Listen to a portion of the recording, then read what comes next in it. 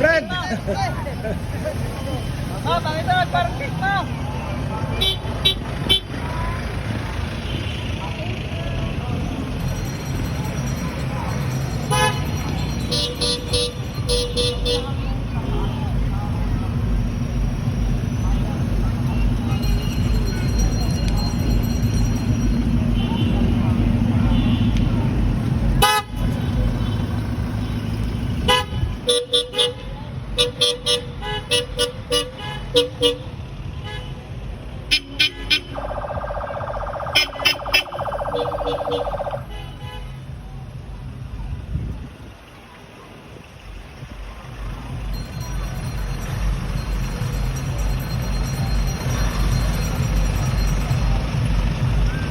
Ayan, so green rice action ngayon, no, na FEPRRD.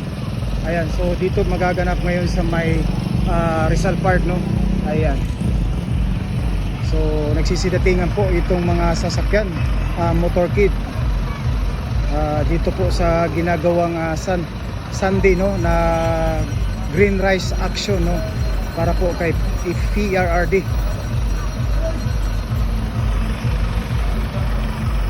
Ayan, medyo ano po.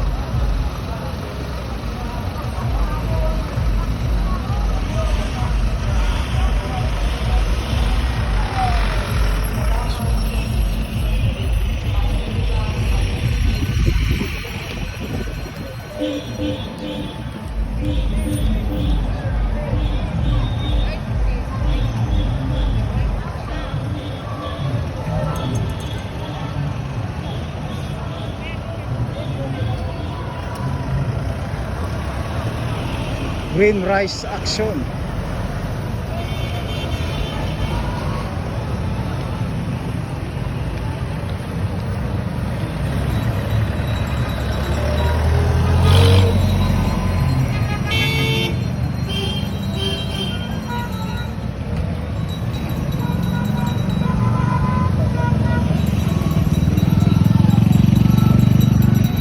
Pinakamamahal na pinpilaman.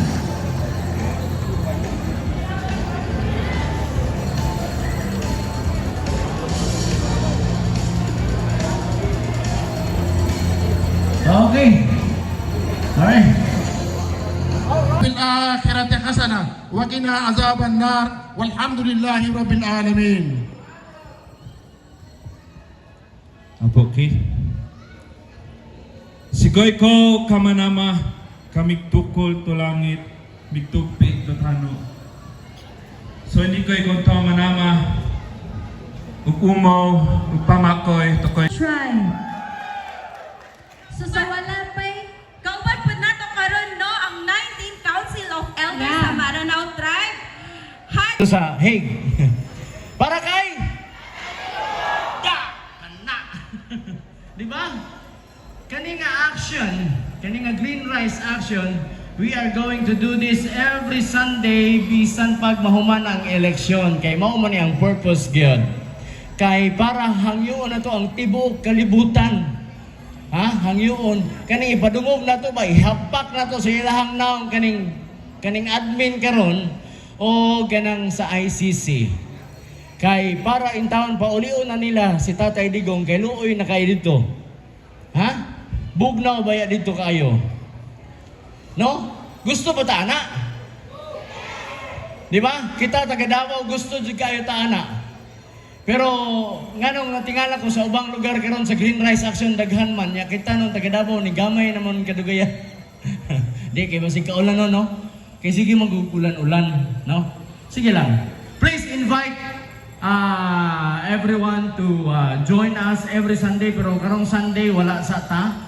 So mubalik ta, mo resume ta sa atong Green Rice Action on May 18. Mo adto ta balik ta dire, mo join na pud ta, mo appeal ta because dili lang man ni puro mga message para kay Tatay Digong, nabot tay mga kanta, naboy nagasayaw para ma-lift up og ang momentum na agad permi, no? Para kay makita man ni Tatay Digong dito na by fostering the unity, empowerment, o ginabitbit ang ato ang aspiration sa ato ang sektor, ang ato ang Moro and indigenous peoples, o ginatindog ang issues nga ato ang ginaatubang karon, particular na dinha ang paglustay sa national budget nato. Ikaduha, ang pagtapyas sa PhilHealth o kaning pagtanggal sa scholarship sa ato ang mga ikaigsuunan, mga lumad o kaning mga indigenous peoples nga gitanggalan og scholarship, ang NCIP gitanggalan og budget. Isa pa ng issue ang kaning pagtaas sa kriminalidad, peace and security. Maunang ang ato ang United Moro and Indigenous Peoples Movement, mauna ang agenda o kaning angkor na ginabitbit sa grupo aron ipadayag sa atong mga sektor ang kaning ginaatubang nato nga problema. March 11, 2025, nahitabo ang kaning pagdakop, pagpadala sa ato ang former president dito sa The Hague, gipadala dito sa ICC, nga tataw kaayo nga wala ni agi sa due process. Illegal ang pagdakop sa iya, klaro nga kidnapping ingon pa nila.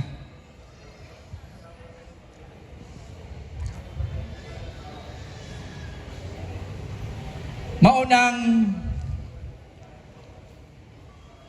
despite sa kaning kadulom sa ato ang paghitabo, nagkalisod-lisod ang ato ang mga kahimtang karon. Ironically, blessing in disguise ni siya. Kaya nga naman, nakita nato kung kinsa ang loyalty ang naa sa kwarta lang. Makitaan nato kung kinsa ang naay loyalty dito sa interes sa mga tao. Nakitaan nato kung kinsa ang mga leader ang angay natong butuhan karong Mayo 12. Despite sa pangitabo kani mao ni blessing in disguise ni siya. Mao ni giabrihan sa atuwa ang libro kung kinsa ang mga tao dinha ang angay natong pilion. Kung kinsa ang mga leader dinha ang angay natong ibutang sa lokal o sa nasyonal na kagamhanan, kung kinsa ang tao dinha ang kaning mga alipin sa kwarta.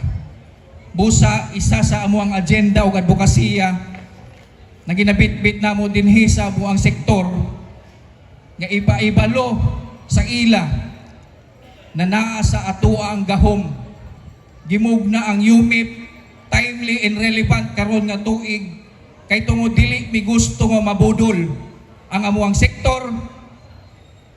Bitbito nila ang ilang kaalam, naa sa ila ang gahom nga mupili na angay mubarog sa masa sa sektor sa Muslim o indigenous people. No, karon si Kagawad Jasmine Bukay o Kagawad Mamusak, no? Tawagon nato makausap si Direk RJ Aranas. Alright, kasi may pinadalang message sa akin from the Office of the Vice President. Basahin natin ngayon. See. Right.